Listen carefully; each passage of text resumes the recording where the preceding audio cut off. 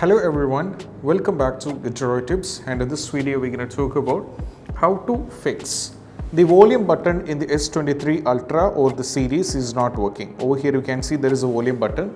If this particular volume button is not working, how we can fix it? So the first one is all about we have to do a restart on your device. That is what you have to do.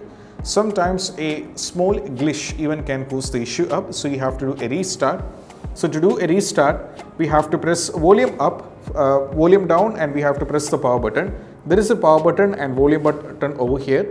So just the volume down and power button over here all together. So you'll be getting this option. Now from here you can go for the restart. So once the restart is done, check whether the issue is solved or not. Afterwards, you have to check by pressing over here. You have to check whether the volume button is working, or still if the volume button is not working, we can move to the second step.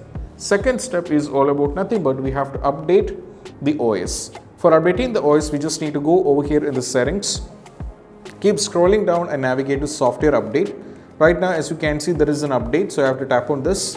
And this particular update I have paused it because we're in the middle of shooting. So once we update this, once you update the software, you have to check, because sometimes what happens is this particular button is not working, might be due to its software bug. So we have to make sure that you are on the latest version of software update.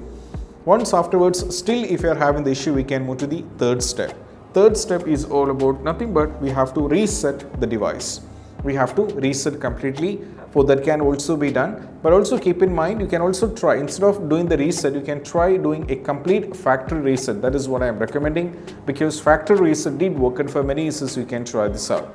So just tap over here in the settings, keep scrolling down and navigate to about phone, scroll down and navigate to reset. Over here there is an option called reset factory data reset. Tap on this. Keep in mind when you do this, you will be losing everything. That means all the installed apps will be removed and everything will be removed. So you have to take a complete backup. Once you're done with the factory data reset, once afterwards check with this, most probably the issue will be completely fixed. You'll not be having any of these kind of issue. So this is what you have to do when it comes to this, and I hope this video is helpful. And if you find this video helpful, don't forget to subscribe and click on the bell icon for more notification. See you soon in the next video. Peace out. Bye bye.